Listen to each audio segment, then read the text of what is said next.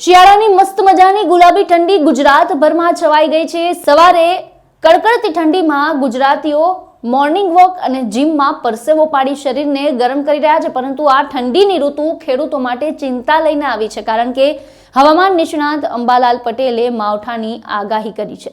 જી હા, શિયાળાની આ સુખદ ઠંડી વચ્ચે ખેડૂતોના મનમાં ચિંતાના વાદળો ઘેરાઈ રહ્યા છે। હવામાન નિષ્ણાત અંબાલાલ પટેલે આગાહી કરી છે કે 22 જાન્યુઆરીથી 26 જાન્યુઆરી વચ્ચે ગુજરાતમાં માવઠાનો માર પડી શકે।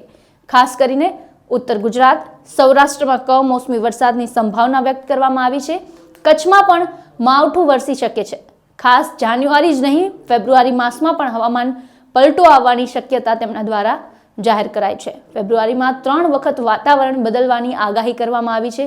ક્યાંક ગાજવીજ સાથે વરસાદ તો ક્યાંક ધીમા ધારે મેઘરાજા વરસી શકે છે, તો ક્યાંક કરા સાથે વરસાદ અન્નદાતાઓની મહેનત પર પાણી ફેરવી શકે। આ તો વાત કરી હવામાન નિષ્ણાંત અંબાલાલ પટેલની। આવી જ કંઈક આગાહી પરેશ ગોસ્વામી પણ કરી ચૂક્યા છે।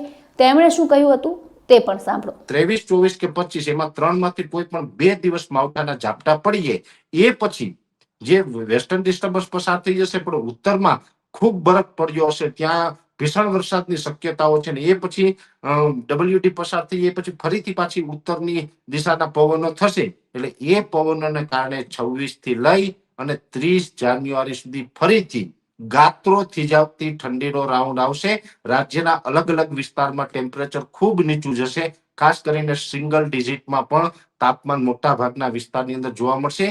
2025 અને 26 નો શિયાળો, 2025-26 એટલા માટે કહીએ, 15 નવેમ્બર થી શિયાળાની શરૂઆત થાય, એટલે 15 નવેમ્બર થી 31 ડિસેમ્બર 46 દિવસ ત્યારે હોય।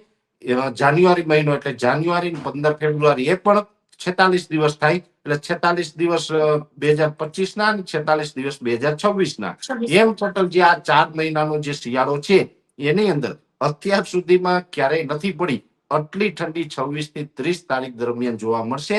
એટલે ઠંડી માટે પણ દરેક ગુજરાતીઓએ તૈયાર રહેવાનું છે।